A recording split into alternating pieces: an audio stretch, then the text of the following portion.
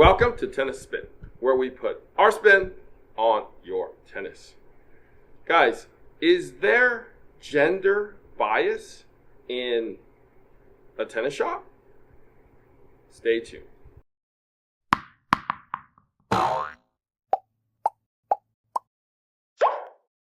Alright guys, so when you walk into a tennis pro shop and you see a woman associate there, is it like coming face to face with a woman mechanic? Are you a little shocked? Does it surprise you? Are you a little taken aback by that? All right, man. You need to get some new tennis shoes. Yeah, it's definitely time. Got a hole in my shoe. Dude. Let's go into this pro shop and take a look. All right, sounds good, bro. A lot of rackets. Hey, how are you guys doing? Hey. Need any help with anything? Oh, we're good. Hey, do you know any tennis shoes? We're looking for tennis shoes. I mean, my friend over here, has a hole in his shoe. You want me to go grab you guys some shoes? We're good. No, we're honestly good. We're just waiting for him. Hey, I can go get you some. What size are you guys? We're actually fine. We're just waiting for him, actually. So can you help me out, man? No speak English.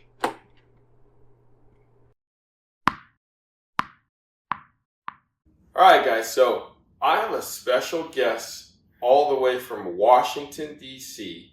I've actually wanted to cover this subject on my own about a year ago. I was like, I couldn't really get a little spin or a little twist on it. But now with my special guest, who also runs a tennis shop, we're going to actually combat this together. So, what's the name of your tennis shop? It's Tennis String Theory. In where? It's in Falls Church, right? Really close to Washington, D.C. Perfect. So it's a specialty tennis shop. Yes. Okay.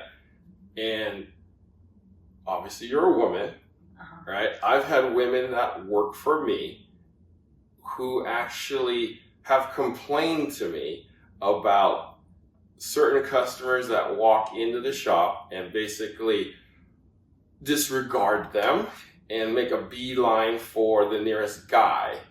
I'm guessing you've experienced that before yourself. Oh yeah, all the time. Okay, so tell me an instance that's happened. I mean, it happens, like I said, all the time. I have so my husband works with me too, and I have another colleague.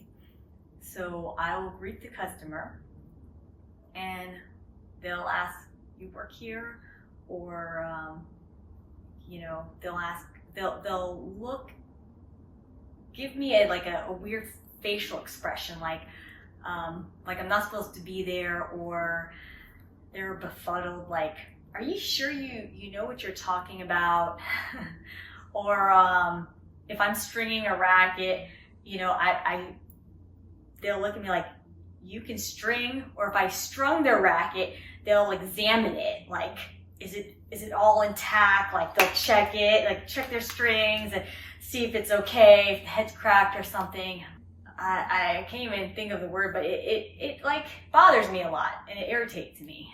Do you think that's like a gender bias in terms of like looking at a female mechanic and saying, "Are you gonna work on my car?" Oh yeah, like a lot. I mean, and it's funny how you said it. So I used to be a service advisor for many years, for 15 years. Sometimes I kind of use some analogy from cars to tennis when I'm talking about the technology in the racket. Guys, I understand where like some of these people are coming from, because women in the pro shop tennis industry is extremely rare. It's to get even a woman stringer is extremely rare. Women in like a retail atmosphere, especially stringing a racket or helping you out with equipment, you don't see that much. I understand that. I want to tell you a story that I get all the time on the opposite side of you. I do the buying for 2 places, and the women come in looking at the skirts and looking at the clothes. Who's your buyer? You're looking at them. They go, oh, so you get that oh moment too, right? So what do you, like, is there anything that you think other women can do to kind of ease the, I don't want to say the pain, but ease that feeling? Have like a strong support system with your colleagues. I have my husband and my other colleague working with me, and I know more than them because the technology and sales, I will suit up the best racket for a person that or strings for the best person and for their game. My husband will try his best, and my colleague, he's still learning. So it's just like the product knowledge and the passion of tennis, and you have to know all of it. A customer asking me a question, and then we'll turn around and go to my husband and ask him the same question. My husband or colleague will probably be like, I mean, she knows what she's talking about. You got to talk to her. For stringing rackets, I'm the fastest one, and I know you have somebody in your store who's like a beast mode. Yes. That strings, and she's really good. I heard that can string very fast too. So I feel like us women that string is really, really good and fast, and I'm the only one that can string a badminton racket in my area that I know of. Yeah, it's a pain in the ass. Yeah. I usually tell people just buy a new one. But I know exactly what you're talking about. I mean, I've had women managers or people who manage the shop as supervisors, basically out front. And I have, high school interns whom are boys stringing rackets. They'll literally bypass the woman and go to the kid. The kid doesn't know anything, but I think it's just very stereotypical of the industry that they do it. And it's kind of unfortunate. We have to educate people that, the women have as much right to be there and know more a lot of times than the men. How did you get into this? I was born into tennis. My father started the shop. He actually started stringing rackets and teaching lessons in 1970 until he opened up his shop same year. And then when I was born and I got older, he started teaching me tennis. I think I was like 4 or 5, and he used to always bring me to his shop, and I would help him out like every weekend in the summertime. And then I stopped playing tennis when I was 12 because I was rebellious, and I was like, I'm playing basketball, Dad. But I just came back to it, and he started telling me that he wanted to retire about 6 years ago. So I started learning, and he taught me more about the stringing and everything. And then right before the pandemic, I took over, and then I started out of my own house stringing and teaching lessons like my dad. Of course, we closed the shop down because it was just too much of an overhead for me at that time. So then I saved enough money to open up my little shop. It's a little shop, but it's my own in Falls Church. Oh, it's a great story. I think my daughter's probably going down that same path. She's stringing rackets already at age 8. Hopefully, basketball's not in her future. But no, I respect that, and I respect that you want to keep your shop going. And it is, as you can see, it is kind of a guy's world, which it shouldn't be stereotyped that way. Is there an example that really shouldn't happen but does on a weekly, monthly, or daily basis? Some women also do this too to me, and it's surprising. And I would consult or help them find a racket that suits them. One lady, for example, a week ago, I helped her get a racket. She came in with like a TIS6, and of course it's oversized, and she had the grip on top of grip on top of grip, so she's like, my arm hurts, and I told her it could be a series of things. The reason why your arm hurt, I don't know when was the last time you strained. It could be the strings, it could be the grip, it could be the way you're hitting, all of those could play a part, it could be all of it. And then she's like, I want a new racket. She saw the V-Core Pro 97, which was a lot heavier than, the 8.9 ounce racket. Exactly. A week later, she came back, my arm hurts. I hate to break it to you, but that happens to men too. Oh my God. It happens to me all the time. It's like, whatever I say, as long as they want it for that point until it starts hurting, then of course you're wrong. This happens with people of all ages and all sexes. For some reason though, little old ladies and men come in. I don't know if it's an era thing. Guy, tennis shop. That's it. Like little old lady, sweetest thing. Is the guy here?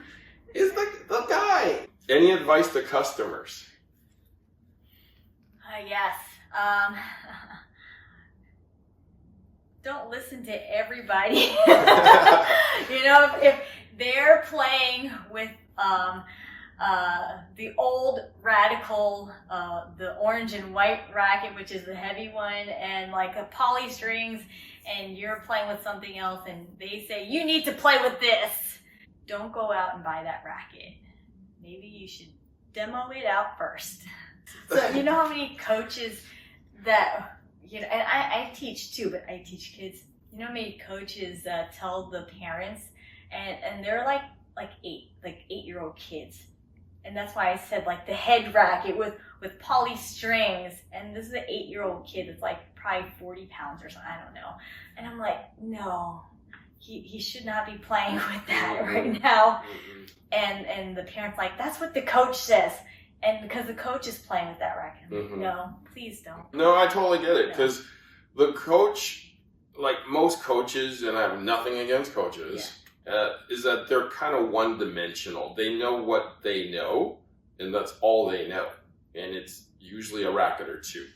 Whereas if you're in the business, you have a wide spectrum of knowing your products. So, which actually helps us to guide people into the correct product for you.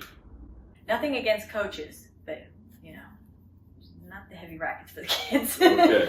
I want to thank our special guest all the way from Washington, D.C., near Washington, D.C. Again, what is the name of the shop again? Tennis String Theory. Tennis String Theory. All right? Look up the shop. Check her out if you're in the neighborhood. She'll take good care of you. Guys, you see a woman at your local pro shop? Say, hey, how's it going? Can you help me? Just like that, okay? Thank you for watching Tennis Spin, where we put our spin on your tennis. Yeah, it's really hard. They're like sold out everywhere. Maybe this pro shop. I need some tennis shoes too, but I can give you mine if you want. No, let's look. We're here. Let's take a look at this pro shop. Yeah, sounds good. Nice racket selection. Hey, how are you guys doing? Can I help you guys with anything? I wouldn't do that, okay? I would just be like,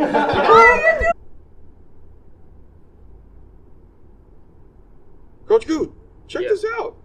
Swing Vision got new commercial out. Oh. Check out his James Blake and Roddick. Oh my God. He's still playing? I mean, he's still playing. Whoa. What? Dude. That's damn fast. I can do it, dude. Back in the day, I could do that. I could totally do that, dude. You can do that. Let's go, man. We can show him how it's done. Let's go. Come on. Let's go, dude. Let's go. All right. 85 miles per hour. That can't be right. No, that's definitely right. That's definitely right, man. 88 miles per hour. That's not a gigawatt. One more. Watch me. 78 miles per hour. Hey, man. Something wrong with this program. Nah, that's just you, bro. You try. Fine, Let's okay, see what I'll do it. I'll do it. You're gonna go 69 right here. 127 miles per hour. You can check out your serve speed on Swing Vision 2.